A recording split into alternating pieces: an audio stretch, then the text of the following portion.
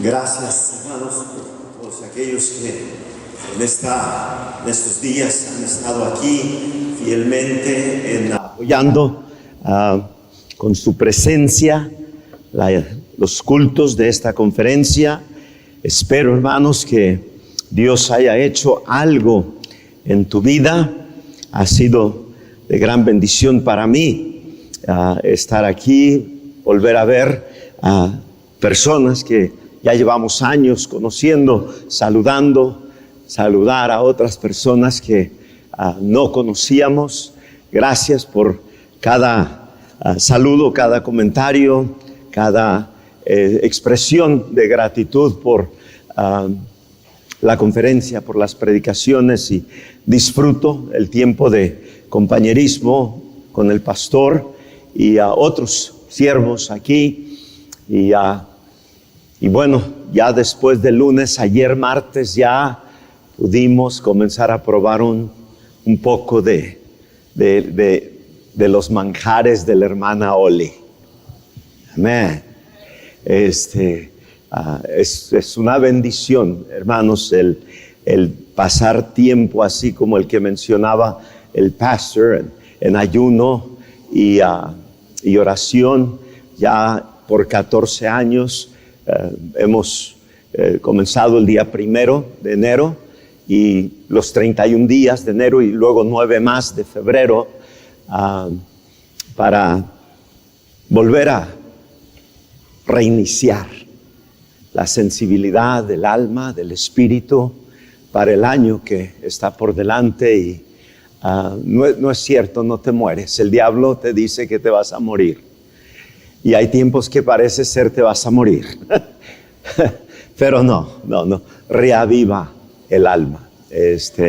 Ahora, no te recomiendo que lo hagas si tienes algún problema con diabetes o alta presión o algún...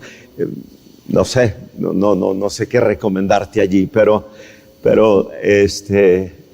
de alguna otra manera deberías. Hay un hermano en mi iglesia que me dice: pastor, es que cuando yo ayuno me da hambre. Él es bautista fundamental, ¿verdad? Y piensa que porque le da hambre es excusa para no ayunar. No es cierto, hermano Ricky. Como quiera puedes ayunar, como quiera.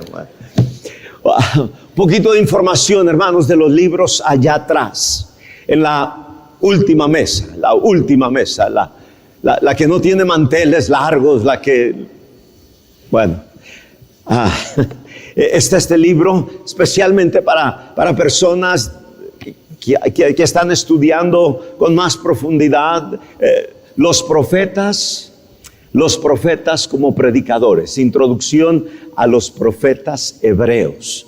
Este libro te va a llevar a través de cada uno de los profetas del Antiguo Testamento. Luego este librito sobre la sabiduría, otro librito sobre el orgullo. Este se lo puedes regalar a alguien más porque tú no lo necesitas, ¿verdad? Esperanza después de la traición. ¿Qué hacer cuando la adicción sexual invade tu matrimonio? La traición no necesariamente es con una persona literal, puede ser en la fantasía de tu mente, en la pantalla de tu celular, de tu computadora.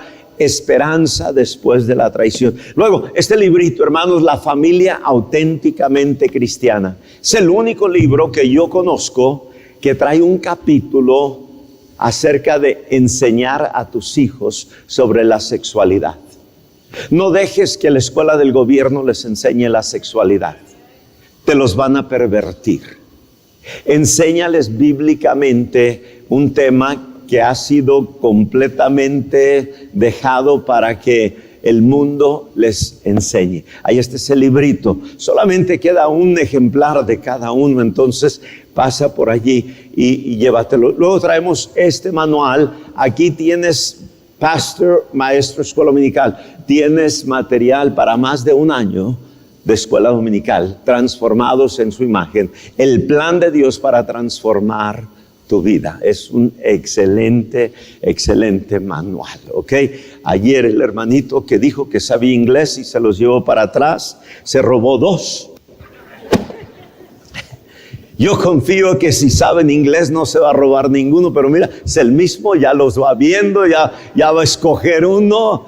Y ya anoche dijo, hubiera escogido cuando me los lleve, porque ya para cuando llegó él, escoge de una vez, pastor, escoge de una vez. Ayer se lo ganaron para cuando llegó allá. Primer libro de Crónicas, hermanos, capítulo 4. Primer libro de Crónicas, capítulo 4. Si acostumbras leer tu Biblia, hermano, de pasta a pasta, y deberías acostumbrar leer tu Biblia de pasta a pasta. Ahora, si vas a hacerlo, por favor, no hagas lo que hace el pastor Ricky. Él llega al primer libro de Crónicas y se salta los primeros capítulos porque no le interesan, son nombres y nombres y nombres y más nombres. Entonces lo que él le dice es, Nancy, léelos tú.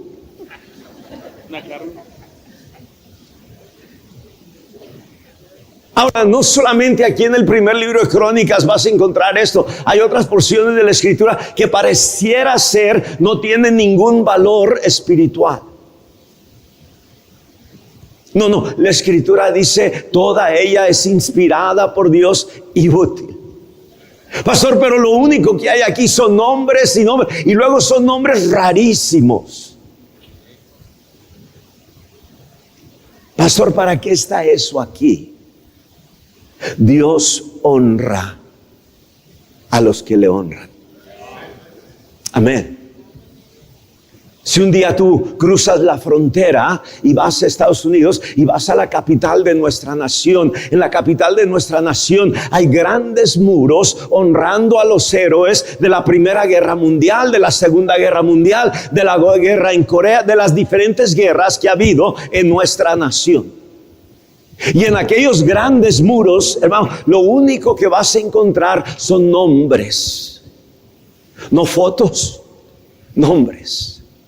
Los nietos de aquellos héroes van a aquellos muros, encuentran el nombre de su abuelo o de su tío o de su padre o de un hijo y van y pasan su mano sobre la superficie de aquellos nombres, y para ellos es un gran honor que el nombre de sus familiares esté en ese muro. ¿Dónde aprendió nuestro país a honrar a sus héroes de esa manera? Del primer libro de Crónicas. Ahora, si te disciplinas y atraviesas todos aquellos nombres, por difíciles que sean de pronunciar, vas a encontrar de repente en medio de esos versículos unas perlas preciosas, maravillosas. Encontramos en el versículo 9 del capítulo 4 a un personaje, escucha esto, hermano, toda su vida el Espíritu Santo la encierra en 2 versículos. Escucha esto, hermano, reduce la vida de este hombre a 2 versículos. A David le da todo un libro entero, a Abraham le da múltiples capítulos, y a Jacob también, y a José, y a Jabes solamente le da 2 versículos. No obstante, el Espíritu Santo, omnisciente que Él es, en 2 versículos nos relata la vida de Jabes de una manera tan maravillosa. Lo primero que nos dice aquí la Escritura acerca de Jabes, hermano, es que fue más ilustre que sus hermanos. Nota por favor una vez más allí en el capítulo 4 versículo 9, no lo había encontrado yo aún todavía, discúlpame hermano, capítulo 4 versículo 9 dice, y Jabes fue más ilustre que sus hermanos. Ahora, por favor, hermano, no malentiendas esa frase. No quiere decir que sus hermanos eran unas cucarachas.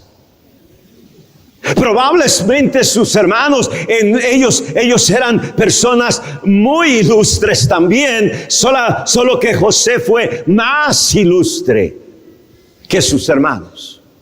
Algunos de nosotros nos criamos en familias donde si se dijera de ti fue más ilustre que sus hermanos, pues no diría mucho porque tus hermanos fueron cucarachas. ¿Sí me explico, hermano? Pero no así la manera que está escrito este versículo. Como que sus hermanos fueron admirables, hombres íntegros, hombres de buen testimonio, pero Jabes fue aún más ilustre que sus hermanos.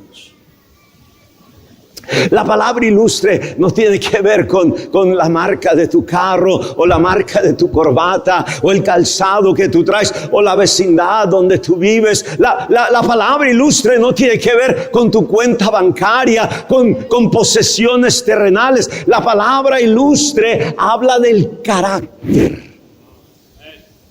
Si hemos de tener familias unidas, familias que permanecen, se requiere de un hombre ilustre, una mujer ilustre, personas de carácter, personas de integridad. Llegar a ser más ilustre no es una competencia, es simplemente el resultado natural de una vida consagrada a Dios. No pases esta tarde, esta noche al altar diciendo: Señor, quiero ser más ilustre que aquel hermano, aquella hermana. No. Ser más ilustre no es una competencia, repito, es simplemente el resultado natural de caminar diariamente con Dios. Ahora, no hay nada de malo con decir: quiero ser más ilustre que lo que era yo hace 3 meses. Quiero ser más ilustre de lo que era yo. Si vas a competir con alguien, compite contra ti mismo en tu tiempo pasado.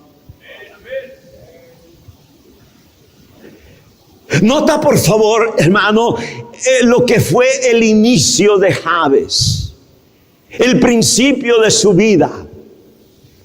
Y Jabes fue más ilustre que sus hermanos, al cual su madre llamó Jabes, diciendo: por cuanto lo di a luz en dolor. Tengo 61 años de edad.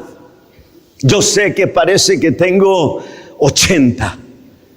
Me corrieron sin aceite y en terracería como la de aquí. La razón que te digo eso, hermano, es porque cuando yo era niño, tú estás muy joven, tú no vas a entender esto, pero cuando yo era niño, hermano, habían tías y habían vecinas y habían personas que se llamaban Dolores. ¿Alguien aquí conoció a una Dolores? Mira todas esas manos. Ya es un hombre que ha desaparecido. ¿Hay aquí alguien que se llama Dolores?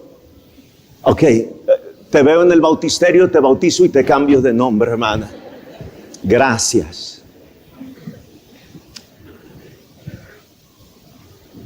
¿A quién se le ocurre ponerle: ay, mira qué linda mi hija, le voy a poner Dolores?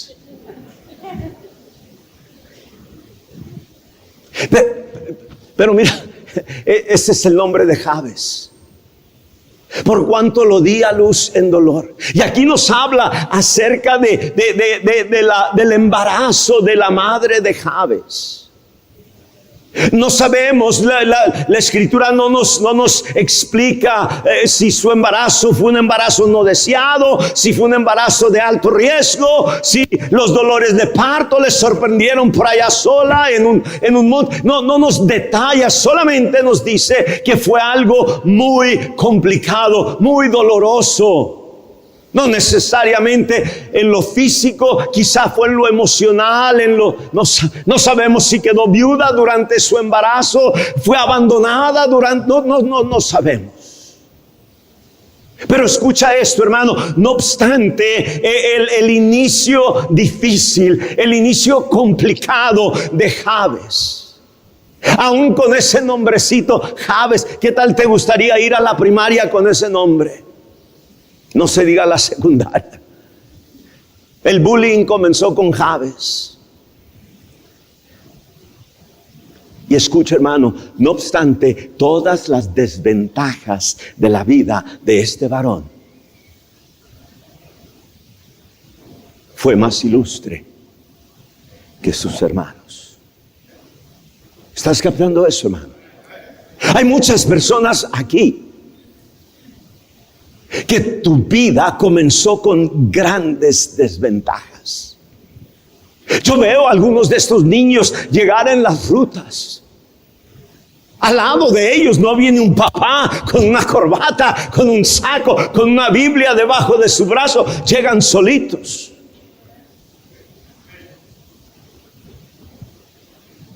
Veo a algunas de las mujeres que llegan en las rutas. Al lado de ellas no viene un esposo.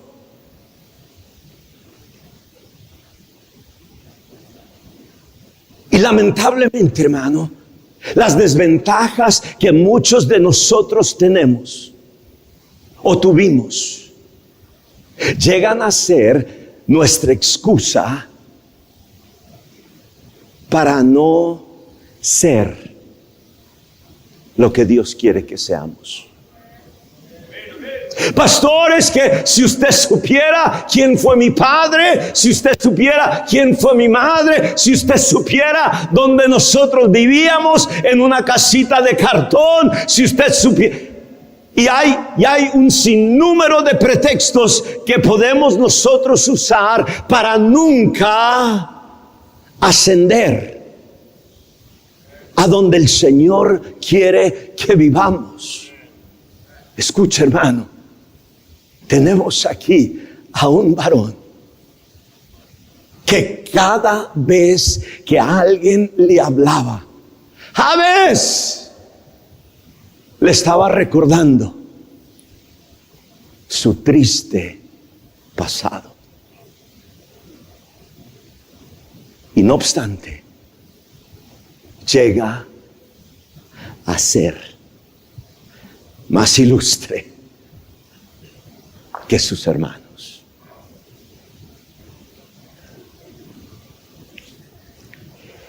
Yo quisiera, hermano, tener un capítulo de Primero de Crónicas donde nos explica cómo rebasó a este, cómo rebasó a aquel, cómo rebasó a aquel otro, pero no nos da, no, nada más nos dice fue más ilustre que sus hermanos. Entonces, si queremos nosotros entender un poquito, solamente un poquito, de cómo un miembro de la familia llega a ser más ilustre que sus hermanos, tenemos que ir a otras familias en la Escritura. Por ejemplo, nos remontamos al libro de Génesis y encontramos nosotros la familia de Jacob. Jacob tuvo 12 hijos. Pregúntale a cualquier persona que conoce un poco de la palabra de Dios, pregúntale cuál de los 12 hijos de Jacob fue el más ilustre. ¿Fue Simeón? No. ¿Fue Judá? Tampoco. ¿Fue Leví? No. ¿Fue Isaacar? No. ¿Y fue José?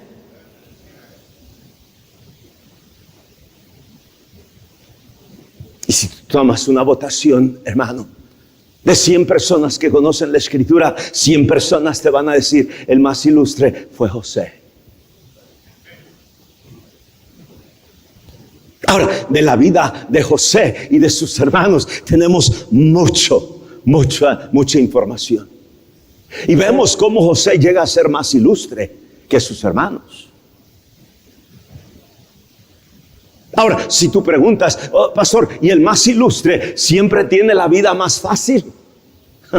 No conoces la vida de José.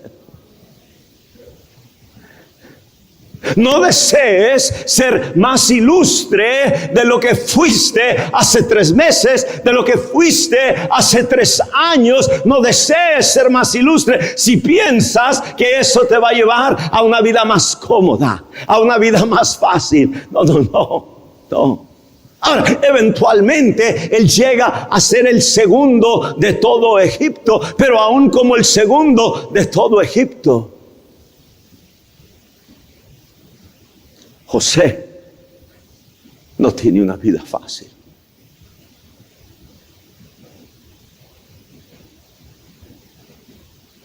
Falsamente acusado, vendido, echado en una cisterna para que se muera, olvidado después de ayudar al copero allí en la prisión de Egipto.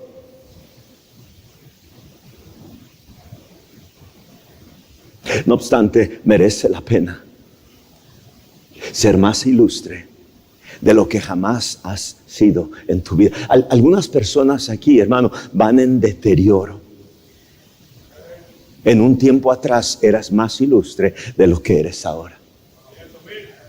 En el libro de Lamentaciones, me parece que es el capítulo 4, no vayas allí, hermano, pero comienza el capítulo diciendo cómo ha ennegrecido el oro. Cómo el buen oro ha perdido su brillo. Y no se trata, hermano, de que hayas sido más ilustre de lo que ahora eres en tu pasado. Se trata de que cada día que vamos nosotros teniendo el privilegio de vivir, anhelemos tener un reflejo aún más claro de quién es nuestro Salvador. El apóstol Pablo, hermano, se lamenta. Dice, oh, hijitos, por quienes vuelvo a sufrir dolores de parto hasta que Cristo sea formado en vosotros. Cuanto más ilustre es una persona, más se refleja Cristo. Oh, hoy en día, para que sepan que somos hijos de Dios, tenemos que traer una cachucha que dice I love Jesus. Tenemos que traer una playera que diga I'm a Christian.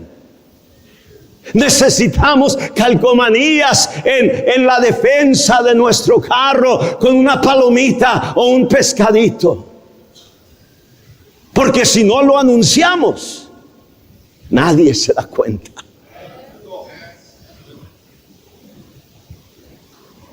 Oh, llegar a ser más ilustre. Que cuando andas ahí en Soriana o en ahorrar, ¿cómo se llame? Similares. Alguien te ve, disculpe, ¿usted es creyente? ¿Usted es salvo? ¿Usted es cristiano?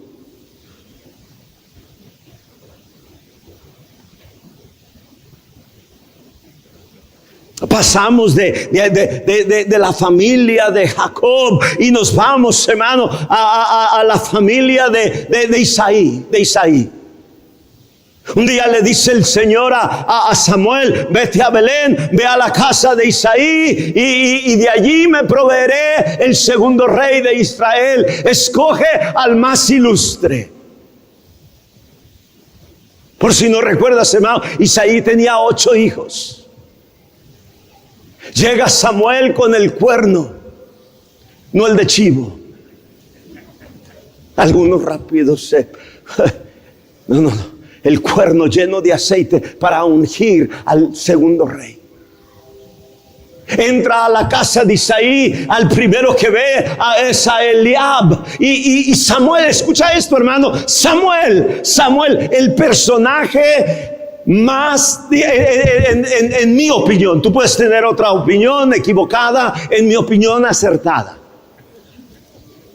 Es el personaje más distinguido en todo el Antiguo Testamento.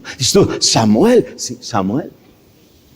Samuel es el único personaje que fue profeta, sacerdote, y juez. El único. No hay otro. Ahora, mientras digieres todo eso, imagínate qué clase de hombre era este. Qué tremendo discernimiento, hermano. Ser profeta, ser sacerdote, ser juez. Y llega a la casa de Isaí y ve a Eliab. Y estas son las palabras de Samuel. Ciertamente, delante de mí está el ungido de Jehová. Y Samuel estaba equivocado. ¿Ves? El más ilustre no es el que siempre la gente se imagina. Oh, profesores de instituto bíblico, por favor, escúchame. Tienes 20 alumnos allí. Tú piensas que tú sabes el que es el que va a hacer más en el ministerio.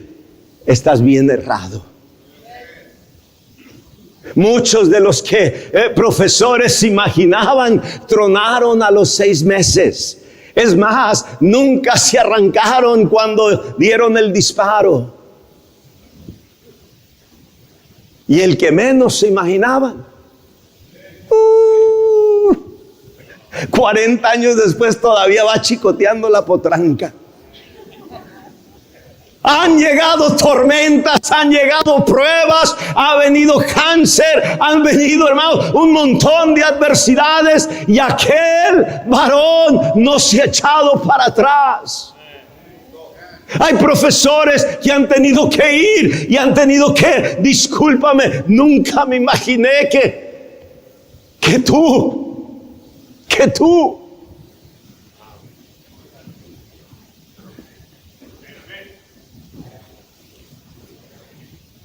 el más ilustre no siempre tiene la apariencia que refleja aquello.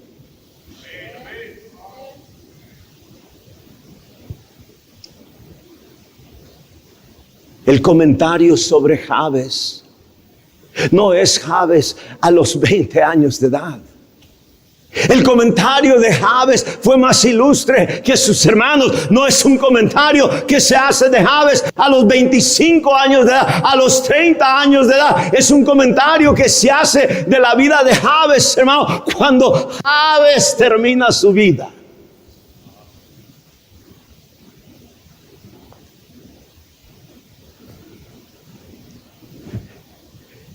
Y pasa Eliab, y pasa el segundo, y pasa. Escucha, hermano.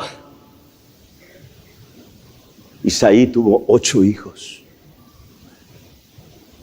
7 estaban en casa, jugando PlayStation, Nintendo. ¿Qué son los demás? Canicas, trompos, yoyos. Y el Señor le dice, no es ese. Y ya estaba Samuel pensando, quizá me equivoqué de... No, sí dijo Belén. Sí dijo la casa de Isaí. Pero ya pasaron todos. Disculpa, ¿hay algún otro? Sí, el morro.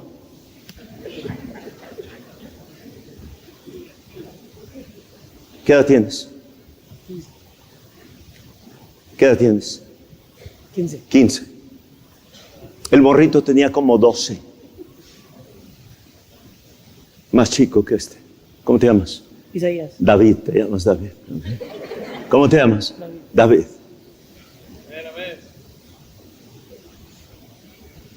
Y dice Samuel, mándenlo traer.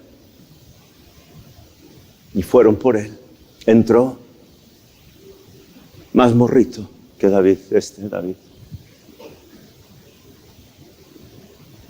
Y el Señor le dice, ese es, úngelo. ¿Fue fácil la vida de David? No. Por casi 10 años Saúl lo cazaba como cazas cualquier animal. Cuevas, fríos, peligros de todo tipo. Llegar a ser más ilustre no es un proceso fácil, escúchame hermano, pero es un proceso que merece la pena. Ahora, pasemos por favor al versículo 10. Y en el versículo 10 se nos va a dar la clave. ¿Cómo es? Ahora, escucha esto, hermano. El proceso para llegar a ser más ilustre de lo que jamás ha sido en tu vida. El proceso, escúchame una vez más, hermano, es sencillo, pero no fácil. Pastor, ¿qué dice? Es sencillo en el aspecto, hermano, que todos lo vamos a poder entender, pero no es fácil, porque lo que se requiere, aunque es entendible para todos, es un proceso arduo. ¿Qué dice el versículo 10? Léelo conmigo, hermano. Versículo 10, ¿qué dice? E invocó Jabes al Dios de Israel. ¿Qué significa, pastor, esa frase? Escucha, hermano, fue un hombre de oración. No puedes llegar a ser más ilustre ganando almas. Gana almas. Yo estoy de acuerdo con ganar almas. No puedes llegar a ser más ilustre leyendo tu Biblia. Lee tu Biblia. En estos 40 días de ayuno y oración, hermano, leo mi Biblia de pasta a pasta en 20 días. Los primeros 20 días de la cadena de ayuno y oración, leo la Biblia de Génesis hasta Apocalipsis. Son 60 capítulos cada día.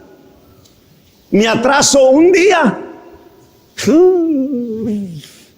la siguiente noche no duermo. Terminan los primeros 20 días del ayuno y ahora vuelvo a leer la Biblia de pasta a pasta durante los últimos 20 días de la cadena de ayuno. ¿Ves? El ayuno y oración no es nada más para dejar de comer, ¿no? El ayuno y oración es para tener una comunión tan íntima con Dios como no la vuelves a tener el resto del año. Y ahorita, aunque ya terminó los primeros 40 días, en estos 19 días que faltan de febrero, vuelvo a leer la Biblia de paso. Ya comenzando marzo me siento liberal, porque solamente leo 20 capítulos al día para leerla cada 2 meses. Ahora, no te pido que tú hagas eso. Yo soy pastor. Yo estoy en el ministerio a tiempo completo. Yo no hago nada, no trabajo. A lo menos es el concepto que la gente tiene, ¿no? Los pastores no trabajan. ¡Qué locura!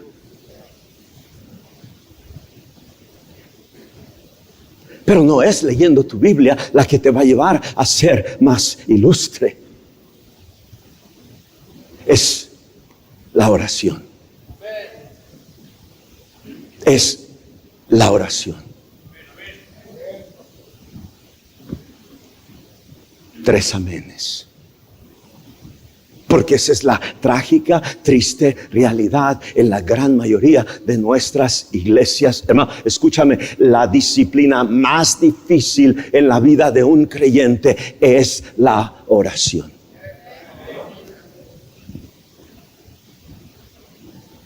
La gran mayoría de las personas, hermano, en nuestras iglesias fundamentales, aun cuando pasan al altar, no oran. Pasan al altar a hacer un acto de presencia. Estaba en un campamento predicando, hermano, de jóvenes, y estuve predicando, y el joven que estaba aquí enfrente, donde está David, hermano, se estaba durmiendo todo el mensaje, y hasta venía y le predicaba a ver si se despertaba, y nada. A la hora de la invitación, fue el primero que pasó al altar. Literalmente, hermano, lo agarré, lo levanté y fui y lo senté. ¿Qué estás haciendo en el altar? ¿No escuchaste nada?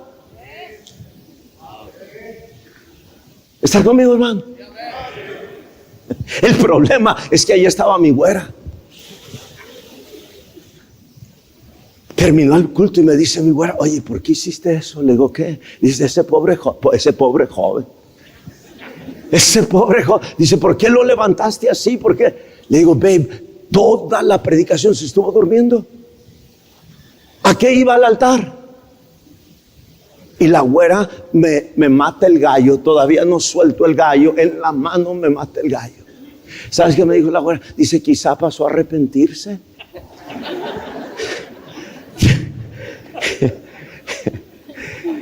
Esa güera pudiera defender a Adolf Hitler.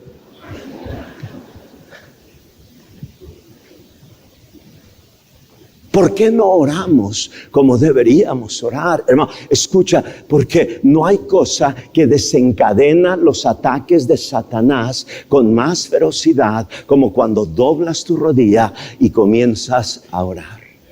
No has orado 15 segundos y los dardos de fuego del enemigo ya comenzaron a volar. Me es prácticamente imposible orar 5, 10 minutos si no tengo una guía de oración enfrente de mí, porque así son los ataques que el enemigo lanza en contra de mi mente. Te estoy dando testimonio personal.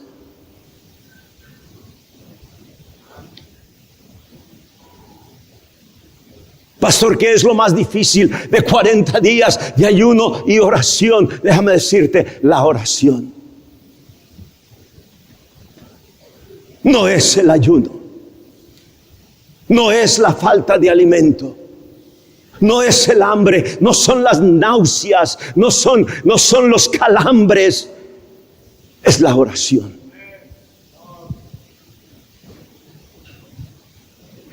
Y al saber, hermano, lo difícil que es la oración, entonces es hasta cierto punto entendible por qué los creyentes no oramos más y por qué entonces estamos en la triste, pésima, anémica condición en la cual nos encontramos espiritualmente. Y personas anémicas espiritualmente, hermano, van a tener hogares que no están unidos. Al contrario, divididos.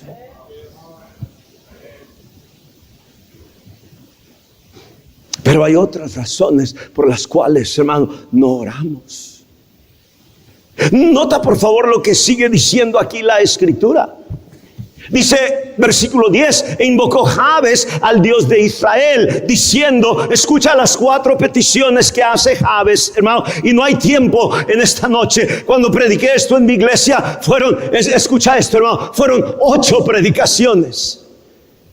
Y estoy tratando de reducir algunas cosas a una predicación. Estudia las 4 peticiones tú. En la primera, oh, si me dieras bendición. Segunda petición, oh, si ensancharas mi territorio. Tercera petición, oh, si tu mano estuviera conmigo. Cuarta petición, oh, si me libraras de mal para que no me dañe. Y aquí es donde quiero llegar. Escucha, hermano, y le otorgó Dios lo que pidió. En otras palabras, hermano, este hombre no solamente era un hombre de oración, pero era un hombre que Dios escuchaba su oración.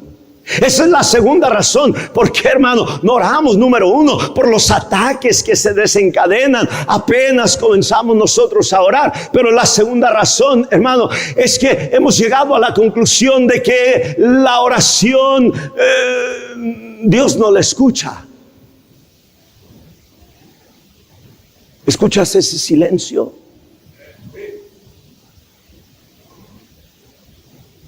Porque es lo que tú estás experimentando.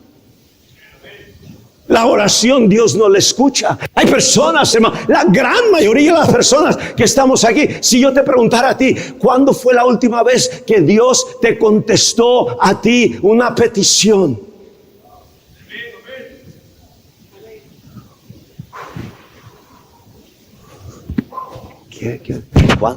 No te acuerdas.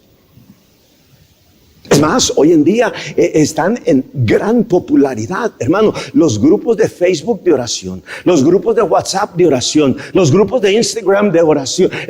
Alguien me metió en un grupo de 278 pastores, bautistas fundamentales. De Sudamérica, de Centroamérica, de México, de Estados Unidos, de Mártir, de Pluto, de no sé, 270 bautistas fundamentales. Si el amigo que me metió allí está en el cielo, allá me las va a pagar. Y si está en el infierno, se va a arreglar con Ricky. Gracias. Él se va a encargar. Escúchame, hermano. ¿Sabes cuáles son la mayoría de los mensajes en ese grupo? Pastores, ayúdenme a orar.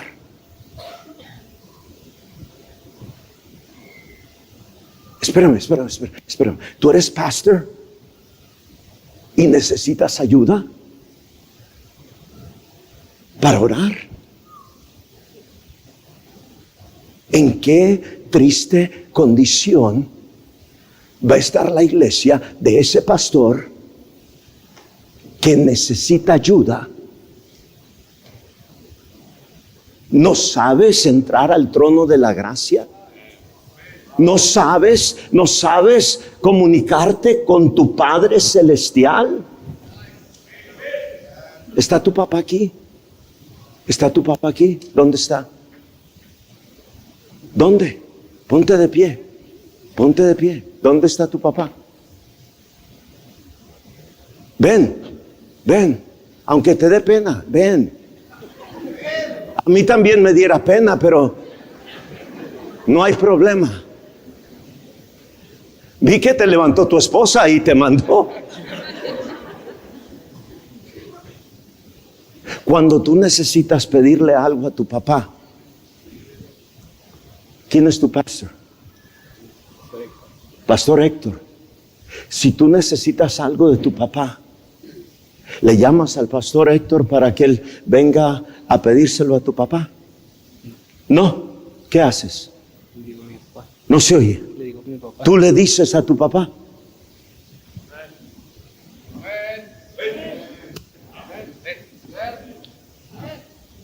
Directamente. Y te escucha.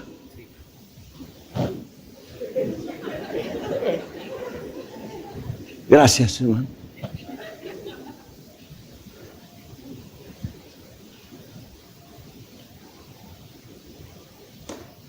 Pastores, ayúdenme a orar.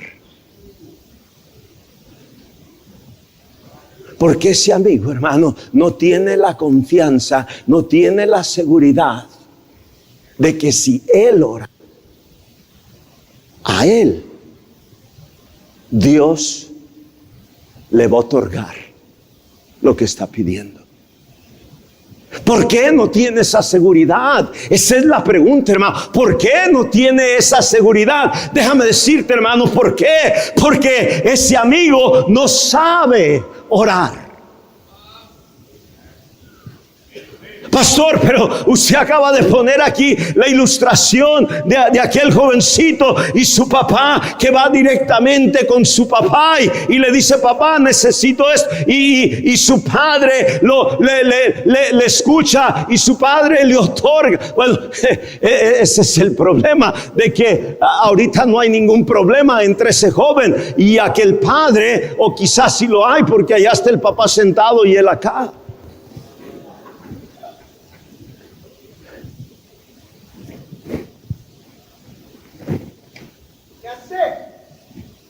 Oh, escúchame, pastor, futuro pastor, escúchame, padre, madre que estás aquí. Hay una gran mentira que nos seguimos nosotros creyendo y el diablo se carcajea, el diablo tiene las manos en alto y esta es la mentira, hermano, que la oración es algo tan sencillo.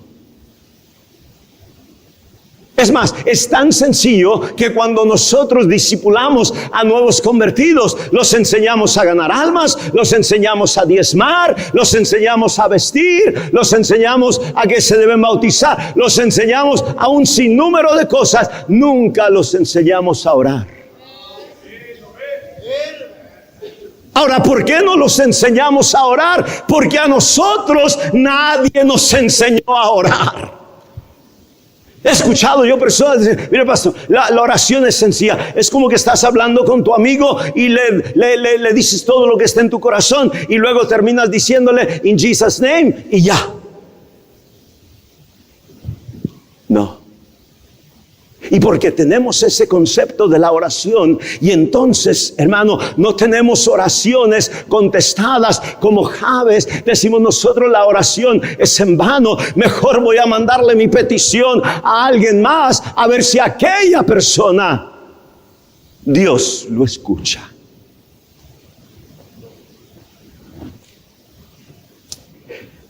La oración, hermano, es tan complicada que los apóstoles, Lucas 11, ve allí, hermano, escucha la petición de los apóstoles.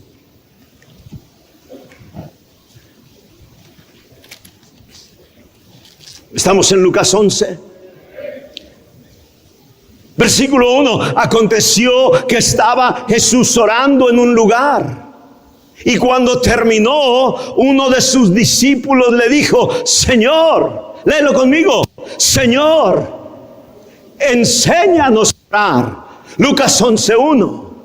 Como también Juan enseñó a sus discípulos. Ahora, nota por favor esto, hermano. Esto es Lucas 11. Yo entendería este versículo en Lucas 3. Entendería este versículo en Lucas 4, donde los apóstoles, pastor, apenas comenzaron a caminar con Jesús. Pero esto ya es Lucas 11. Ya es un par de años después de que ellos han estado caminando con Jesús y se dan cuenta, ya sabemos predicar, ya sabemos echar fuera demonios, ya sabemos sanar enfermos, ya no sabemos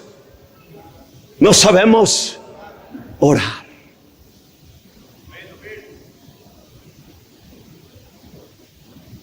Nos hace falta la principal cosa, orar.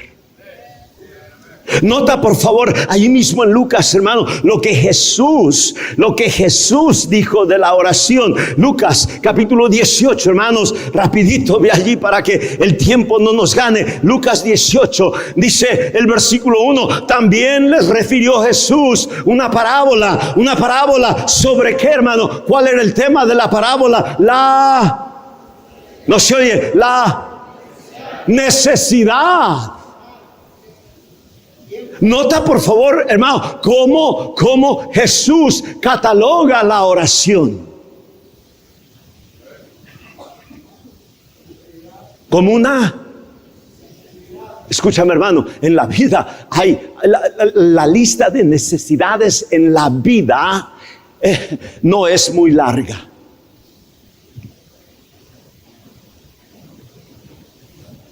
¿Necesitas comida? No. Puedes pasar 3 días, 4 días, 5 días en un ayuno. No te haces nada. 10 días. ¿Necesitas agua? Ya no sabe ni qué decir el pueblo. ¿Cómo te llamas, hermano? ¿Cómo te llamas? Francisco. Ya no sabe.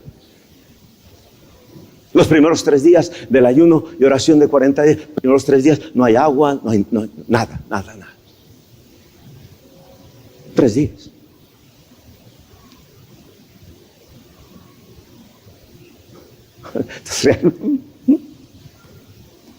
Necesitas oxígeno.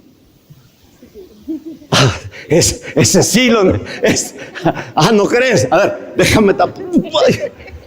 Por las orejas va a estar agarrando oxígeno. ¿Sí estás captando eso, hermano? Hay muchas cosas que tú piensas son una necesidad, realmente no. Luego hay otras cosas, hermano, que Jesús dijo son una necesidad. Y entre lo que Él dice es una necesidad, dijo la oración. Le refirió una parábola sobre la necesidad de orar siempre. Típicamente cuando nosotros escuchamos un sermón sobre la oración, algo se va a decir sobre el tiempo que tú pasas en oración. Deberías pasar 15 minutos, deberías pasar media hora, deberías pasar 2 horas. El Señor Jesucristo no habla de orar largo, el Señor habla de orar siempre. Y a lo que se refiere eso, hermano, es de que debemos nosotros estar orando un poquito aquí, otro poquito allá, otro poquito allá. Y a lo largo de un día debes haber orado 20, 25, 30 veces. No largo, pero siempre. Si tú revisas el historial en mi teléfono de cuántas llamadas le hago a la güera, son de perdido unas 15 llamadas al día. Y la gran mayoría de esas llamadas son de 2 minutos, 3 minutos. Nomás le quiero recordar que todavía estoy vivo. Que todavía la amo. Que me acuerdo de ella. No son largas llamadas, son cortitas llamadas. Al final del día, si no estoy allí, la llamada es larga porque por teléfono tenemos altar familiar si no estoy allí en casa.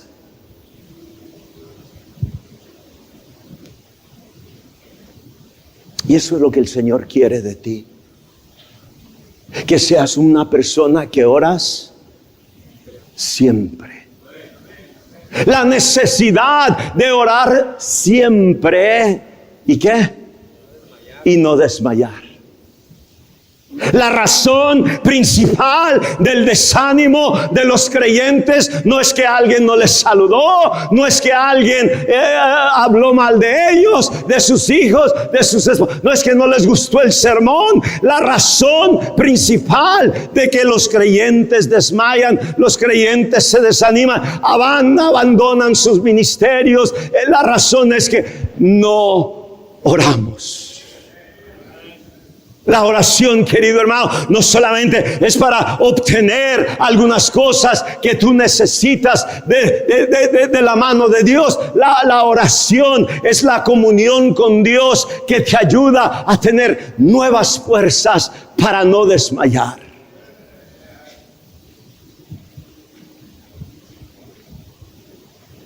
Y Jabes fue un hombre que clamó, que buscó al Dios de Israel. Habiendo tantos dioses, él, dice la Escritura, buscó al Dios de Israel. Y Dios le ¿qué? Le otorgó lo que pidió. No me queda mucho tiempo, hermano. Quiero darte un poquito de lo que se requiere para saber orar. No se trata nomás de como que estás hablando con un amigo y terminas dándote una persignada in Jesus' name. No.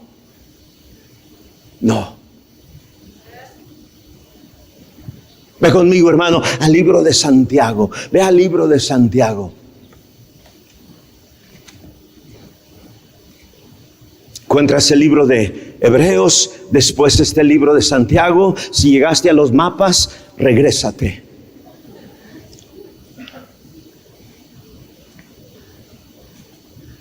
¿Estás en el libro de Santiago, hermano? Capítulo 5. ¿Estamos ahí? Versículo 16. La última frase, hermano. Capítulo 5, versículo 16. La última frase. ¿Qué dice, hermano?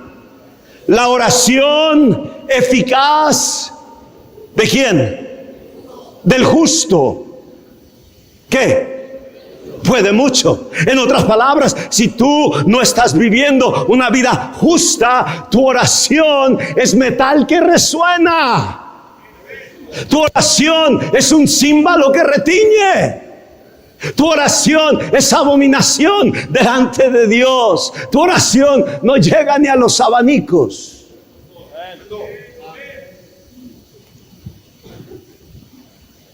Y si quieres que llegue más allá de los abanicos, tienes que encenderlos al revés, a ver si. Es la oración eficaz del justo que puede mucho. Entonces, hermano, escucha acá. ¿Quién era Jabes? Escucha, era un hombre a quien Dios le otorgó lo que pidió, por lo cual Jabes era un hombre justo. Porque si no has sido justo, no importa cuánto grites, cuánto saltes, Dios no te va a otorgar lo que pides. Mira, hermano, si andas haciendo tranzas en el trabajo, si andas haciendo tranzas a tu esposa, a tu esposo, si andas haciendo tranzas a tus padres, si andas haciendo tranzas, ni te imagines que Dios te va a otorgar lo que le pides. Por eso, hermano, la triste, pésima condición espiritual de nuestros hijos, y no hay un padre, no hay una madre que pueda interceder por ellos, a quien el Señor le otorgue lo que está pidiendo, por la hija pródiga, por el hijo pródigo. Una persona chismosa no es una persona justa. Una persona que anda sembrando cizaña no es una persona justa. Una persona que vende cosas y oculta la realidad de lo que es la condición no es una persona justa. Es la oración eficaz de él. Entonces, ni para qué orar. Ve al capítulo 4, hermano. Mismo libro de Santiago, capítulo 4. Pero ahora, por favor, versículo 3. Capítulo 4, versículo 3. Dice, pedís y no recibís, porque pedís mal para gastar en vuestros pastor, yo oro, Dios sabe que yo oro, pastor, mire nada más mis rodillas, pastor, Dios sabe, Dios conoce, es más, ni almohada pongo abajo. ¿Para qué quieres almohada? Tienes alfombra.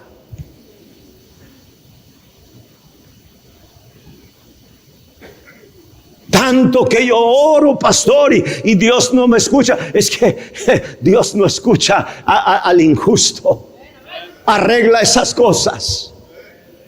Pero en segundo lugar, hermano, dice la Escritura, pedís y no recibís porque pedís mal. Pedís egoístamente. Viene una hermana de mi iglesia, me dice, pastor, ¿pudiera orar por mi salud? ¿Pudiera orar por mi salud? Mi pregunta es, ¿para qué quieres tu salud? Ay, pastor, es que tenemos planes para ir a Cancún. Es la realidad. ¿Para qué quieres tu salud? ¿Para qué quieres levantarte de esas silla de ruedas? ¿Para qué? Y la gran mayoría del tiempo, hermano, lo que está detrás de nuestras peticiones es algo egoísta. Pastor, es que ya me cansé de vivir con este dolor. Y lo único que queremos es alivio.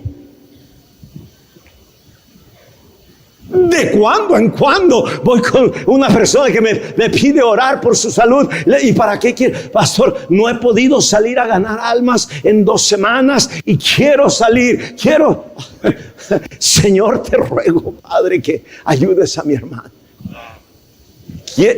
No está pidiendo su salud por motivo egoísta. No está pidiendo su salud nomás porque quiero sentirme mejor. No está pidiendo su salud porque quiere irse de vacación, de paseo. No está pidiendo algo egoístamente.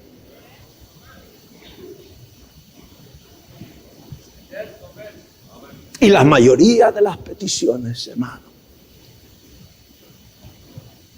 son 100% egoístas.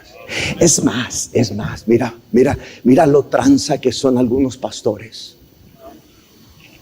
Pastores, les pido que oren por esta necesidad. Y si ven a bien mandarme una ofrendita.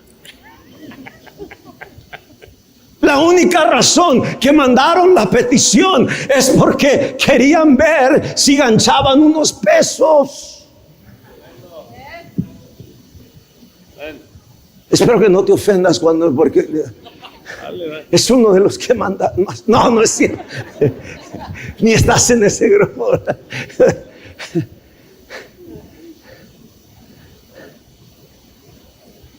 Así somos, hermano. A mí me engañas con la apariencia de sinceridad, pero Dios conoce el corazón.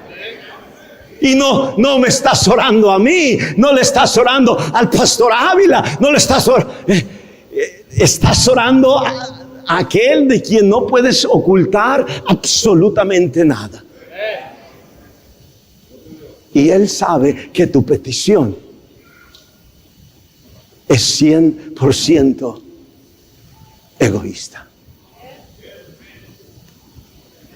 Y aquello convierte la petición en metal que resuena, en címbalo que retiñe, en simplemente un ritual religioso sin ninguna eficacia.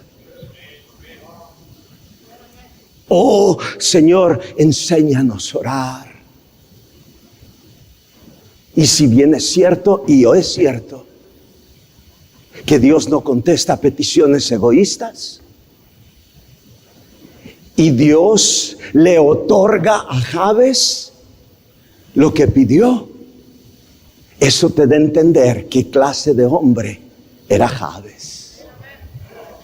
Cuando Jabes le dice: oh, si me dieras bendición, oh, si ensancharas mi territorio, oh, si tu mano estuviera sobre mí, oh, si me guardaras del mal para que no me dañe, y le otorgó Dios lo que pidió. Puedes saber que ninguna de esas peticiones tenía ni la más mínima pizca de egoísmo. Todo aquello por lo cual estaba él orando era para darle al Señor la honra y la gloria, y para servir al Señor y a otras personas con aquello que le estaba pidiendo. Ese es Jabes. Oh, si dejáramos nosotros de pedir egoístamente, si dejáramos nosotros de pedir sin primero haber arreglado tantas injusticias que hay en nuestra vida. Estoy tratando de enseñarte a orar para mantener tu familia unida. Si alguien conoce, hermano, la hipocresía de nuestras oraciones, es Dios y los que viven con nosotros.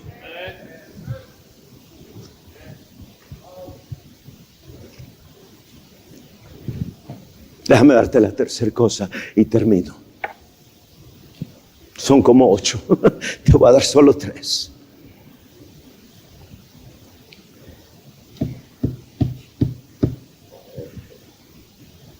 Ve a 1 Pedro. 1 Pedro. Estamos en Santiago, dale vuelta 2, 3 hojas. Llegas a 1 Pedro, capítulo 3. Versículo 7.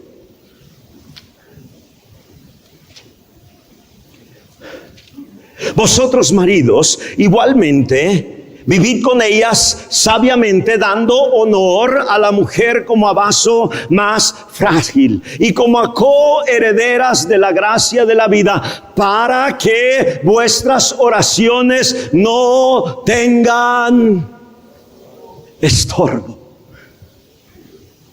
Cuando leo este versículo, hermano, que para que las oraciones no tengan estorbo, debe haber una armonía entre el esposo y la esposa. Inmediatamente pienso en Jabes y como Jehová le otorgó lo que pidió, y me da a entender, pronto me da a entender que Jabes tenía un matrimonio ejemplar.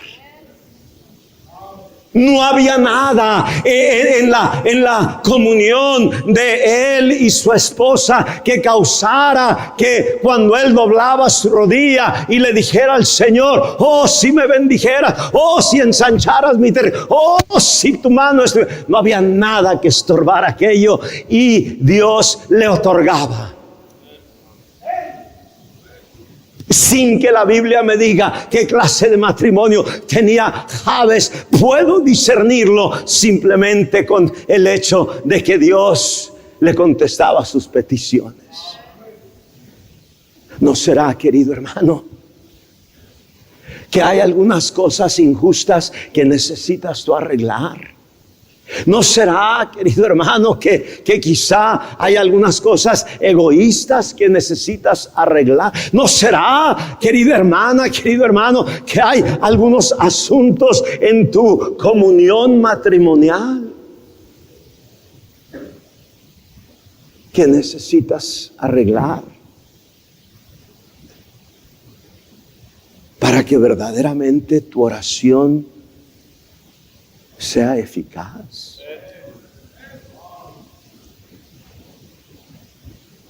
Jabes fue más ilustre que sus hermanos. No nos menciona que asistía a una iglesia bautista fundamental. No cambies, no cambies, no cambies. Sigue en una iglesia bautista, pero esa no era la clave. Jabes fue más ilustre que sus hermanos, y no nos habla, hermano, de cuánto leía él la escritura, cuánto memorizaba él las leyes de Deuteronomio o de Levítico. Aunque sin duda todo eso era importante. Jabes fue más ilustre que sus hermanos. No nos habla de la fidelidad de su diezmo y de sus ofrendas. Sé fiel en tu diezmo y ofrendas.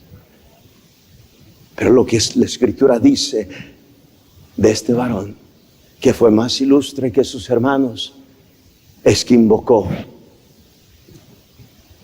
al Dios de Israel.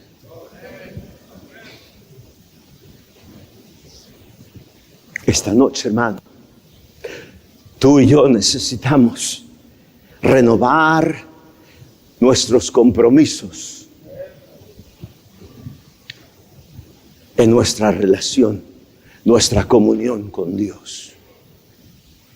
Necesitas seguir escudriñando las escrituras, hermano. Hay tanto más que se necesita decir en cuanto a, Señor, enséñanos a orar. Si la comunión entre este joven y su padre no está bien, aunque sea su padre no le va a otorgar.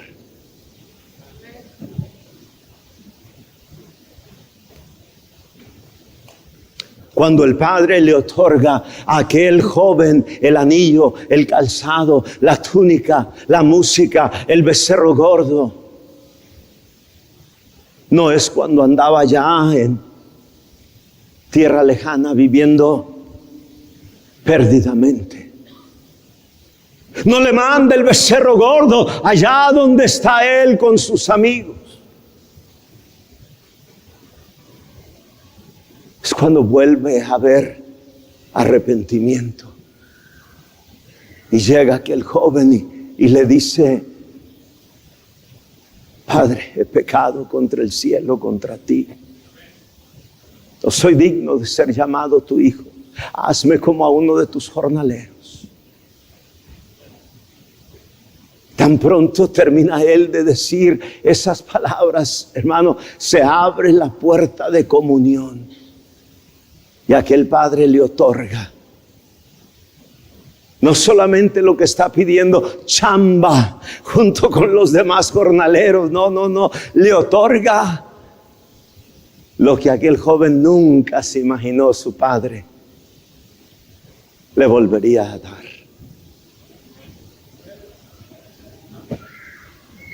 Tú conoces tus injusticias. Muchas veces, aún con tu propia familia, eres injusto. Tú conoces tus egoísmos. La única razón que quieres un aumento en tu salario, porque quieres otro carro, quieres otro celular, quieres...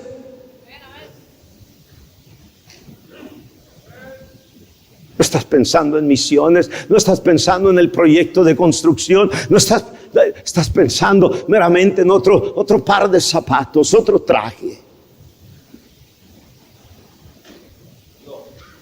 ¿Por qué no sales de tu lugar? Vienes aquí al altar y dile al Señor: Señor, enséñame ahora. Si lo único que hice en esta noche es despertar en ti conciencia de que en realidad necesitamos aprender. Ahora, si fue lo único que hice, gloria a Dios, con eso basta para que vengas y clames al Señor y le digas: enséñanos, enséñame ahora. Habrá uno, habrán dos, habrán tres. Levántate de tu lugar, ven, hermano, ven.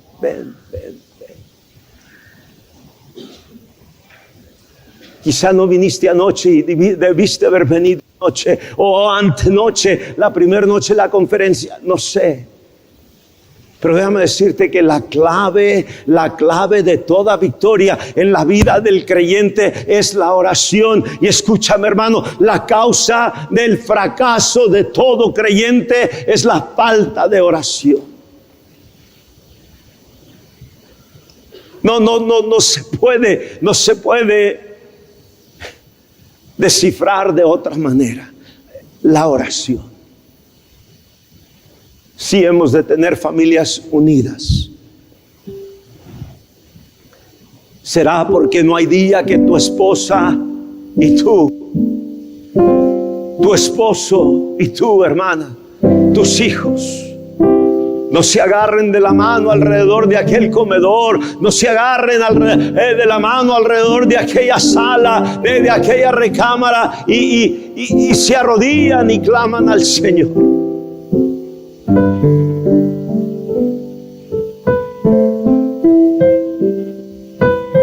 Y Jabes fue más ilustre.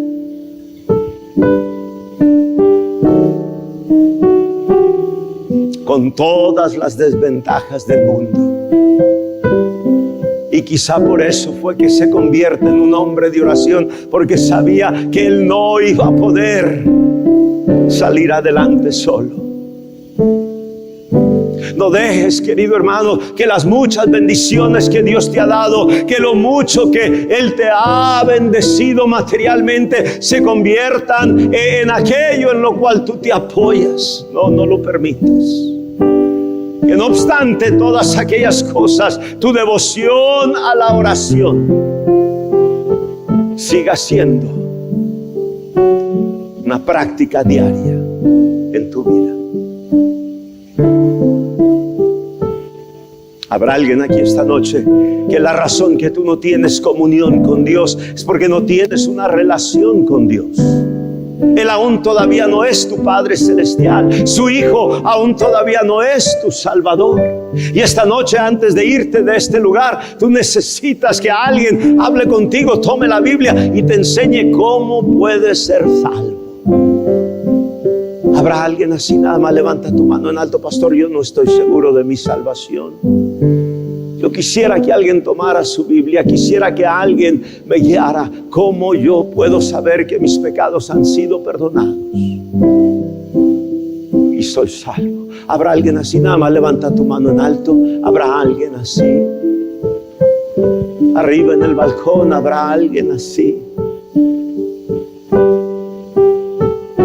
Pastor Josué, estás aquí, pastor.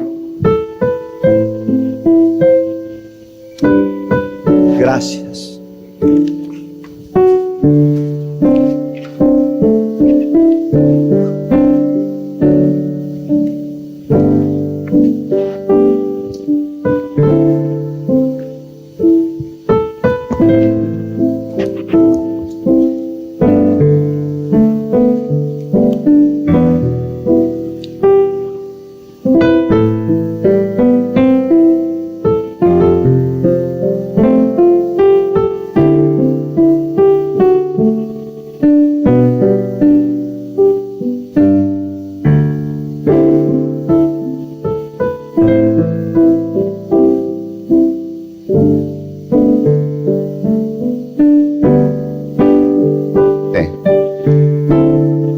Caminar con usted es algo vital, es algo necesario, es nuestro oxígeno el estar conectados con usted. Haga entender a cada creyente en este auditorio, háganos entender, como bien usted lo dijo, la necesidad de orar siempre. Estamos convencidos, mi Dios, que nuestros hogares, nuestros matrimonios serían plenamente transformados si empezáramos a vivir vidas profundas en la oración. No es falta de conocimiento, porque conocimiento lo tenemos muchos años, algunos tenemos años en el cristianismo y sabemos muchas cosas, pero desgraciadamente todo lo que hemos escuchado no ha sido respaldado por el poder de la oración. Ayúdenos, Padre, a poder agarrar este mensaje y ser cristianos, ser padres, ser hijos de oración. Gracias por todo en Cristo Jesús. Amén.